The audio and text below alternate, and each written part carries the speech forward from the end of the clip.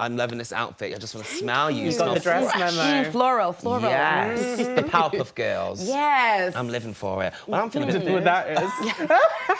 Kapow. The Pow. Who are you fighting down there? Hi, babes, and welcome back to Queerpiphany. Today's guest has got me so starstruck that I think I need a doctor. Oh, I see what you did there. We have a true icon of stage and screen with us today. The one, the only, Mackie!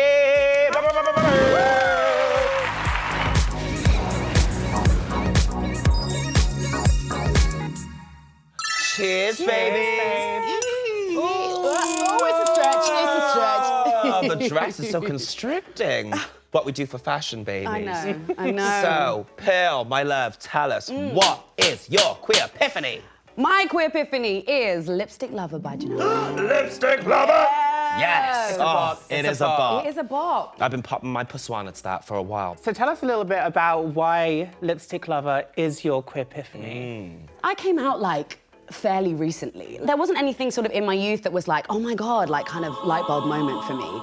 But when this video came out, with Janelle Monae just looking so fire and so much appreciation for queer, Black, femme bodies, I felt so empowered and I felt so comfortable with myself being able to admit that I liked it and being able to be like, yeah, I'm actually really into this. It's really hot, but also it feels fantastic to be able to like watch it and post my appreciation in a really prideful way. That was kind of the first thing for me that I'd seen of late since coming out and since being like, you know, really happy with who I am, happy with my relationship, that was like, do you know what? This is amazing and I'm so here for it. Somewhat of a queerformation, some may say.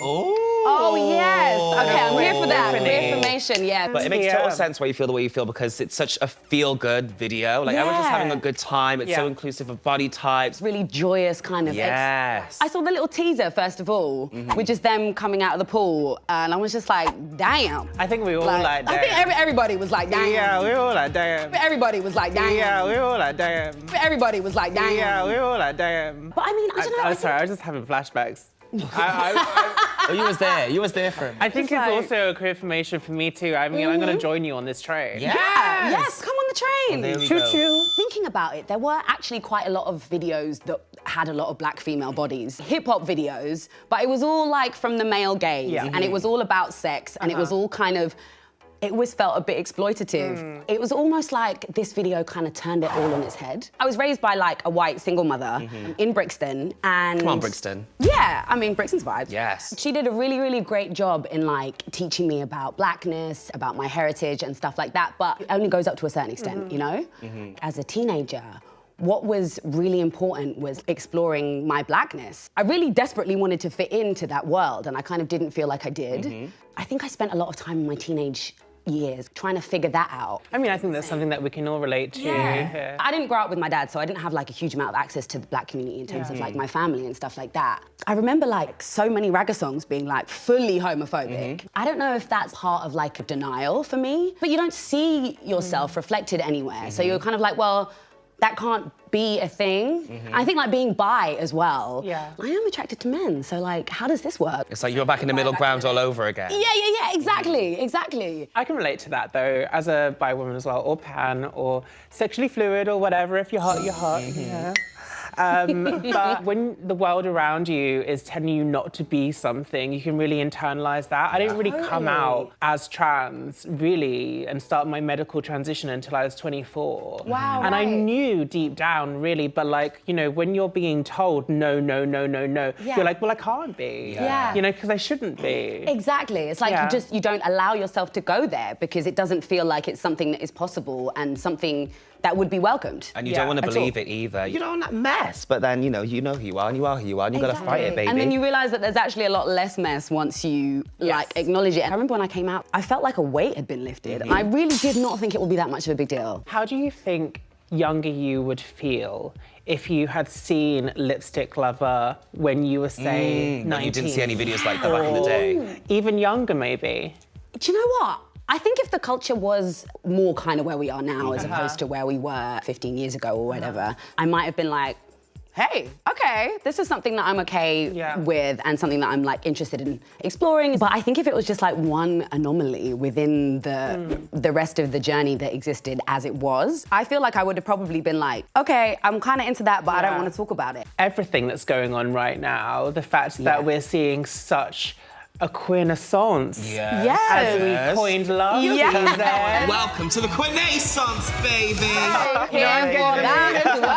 Come on. But like, we really are seeing that, aren't we? We've got like so many different variations of non-binary identity people, so many trans identity people, so many queer people. It's about time. Yeah, still got a long way to go. Yeah, I think we're definitely in a better place than we were like 15 years ago, for sure.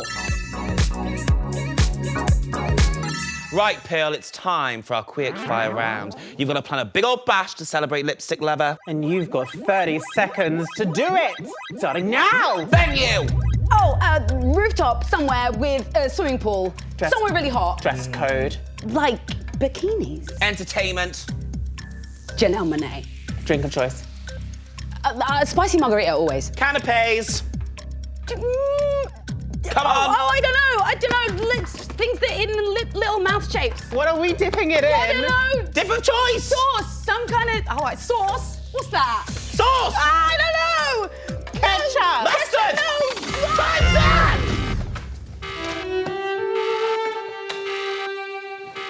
So we're by a pool. We got spicy margaritas. We've got lots of dip. We got Janelle Monae. What more do you need? What more do you ask for? As long as we've got an invite. Exactly. hell yeah. We better be there. Y'all can come. Good. Stupid show. Stupid ass show. Love it. These chicken Were you so not Sorry. I think it's the hump. Sorry. It's the hump that's knocking the house. Is it me? Is it me? Yeah, it's Yes, got me. continuously. The problem is me.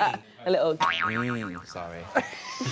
So Pearl, you've talked a little bit about coming out around 2020. Could you talk to us a little bit about the lead up to that moment of coming to realise your sexuality? I mean, I kind of had a few things with some girls, and I was like, this is great. But then I was like, I don't think I'm like actually bi.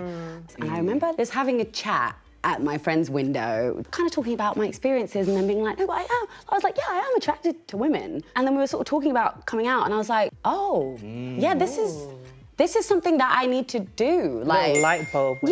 The And I was like, realisation. I mean, I feel like George Floyd had been murdered. The whole Black Lives Matter thing was bringing up a whole heap of from like back in the day that I was really confronted with, but also really being like quite honest with myself about past experiences. Like, there is like a glaring hole in my Not a glaring self. Not a glaring hole. Not a glaring hole.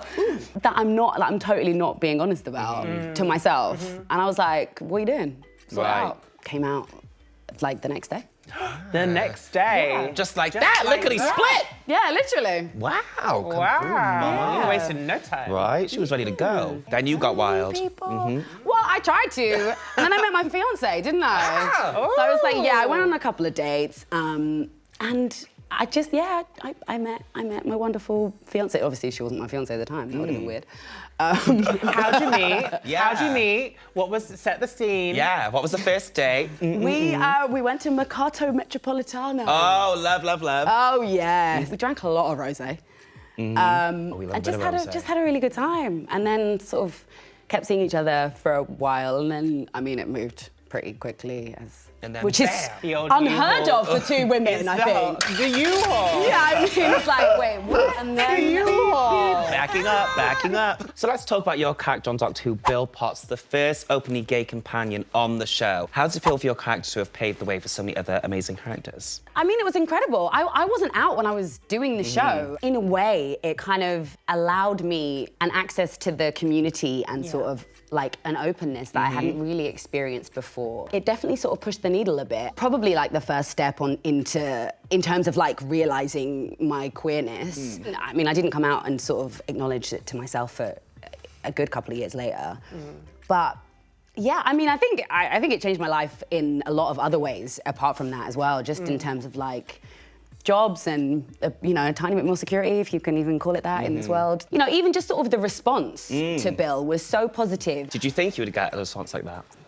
I mean, You didn't know what to expect? I didn't know what to expect, honestly. It was so positive sort of at the time and meeting fans at Comic-Cons. I remember like this young woman, like she can't have been older than 18, coming up to me and telling me, quite emotional, she was like, basically, I gave her a hug and eventually she was like, thank you, like without your character, I wouldn't have been able to come out to my family. Yes. Being able to be a part of people's queer journey. People's queerpiphany. Yeah. Here we are. I mean, that's mind-blowing. Yeah. And such an important thing, especially like now as a proudly queer woman, it feels so affirmative that that character can be that for other people. Yeah. It's amazing. It's something I will never forget. This is actually the first time I've managed to tell the story without getting emotional myself. You know, the show's shown globally in so many countries that, I mean, you know, this country has some serious issues with their openness to the LGBTQ plus community. Some countries it's like, it's a lot worse, Way you know? worse. You can have it way worse, to be honest, yeah. And,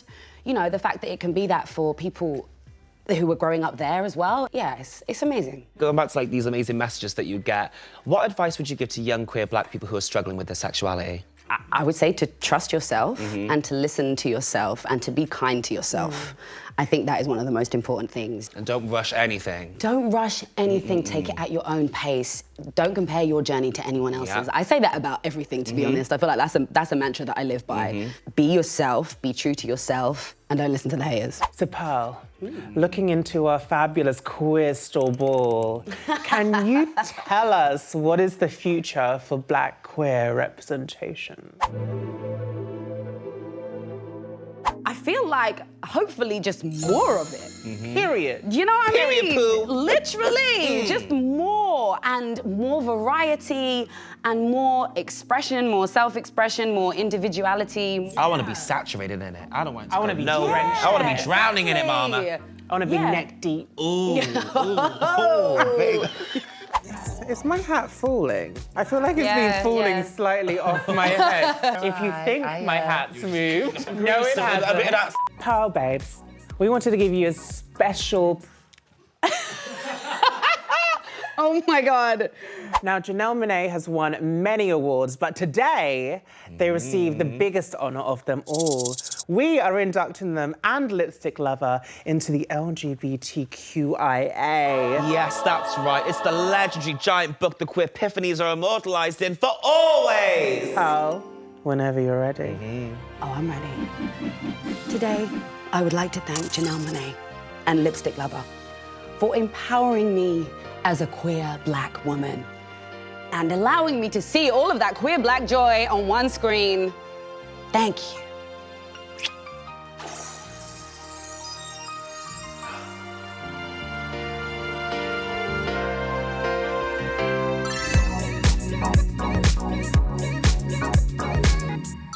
Pearl, babes, we want to give you an extra special gift to say thank you for coming on. You guessed it. It's flying off the racks. It's our Queerpiphany t-shirt. Oh, don't you just love it? Yeah. Yeah, that It's is. all yours, I girl. mean, Oh. Where are you going to wear it? New pajamas? probably on the way home now. Oh, actually. there you go. I mean, we It's, can't ask for much more than that, can we? I mean, at least you're wearing it, Well, girl. let That's all we people know want. on the tube where you got it from. Yeah. Great, thanks. Get out. Well, thank you so much, Pill. This is an absolute hoot nanny, mama. Oh, it was, wasn't it? Oh, it was gorgeous. Thank you. Thank you for having me. It's been an absolute course. pleasure. The pleasure's all ours, baby. Let's been do a a joy. cheers. Cheers. Powerpuff Cheers. Sisters! Yes! Bye. Yes. Oh, I love this thing. And if any of you lot need any help or support on the things we've talked about, or if you just need information, visit the links on screen now. And don't forget to hit like and subscribe, you saucy minxes.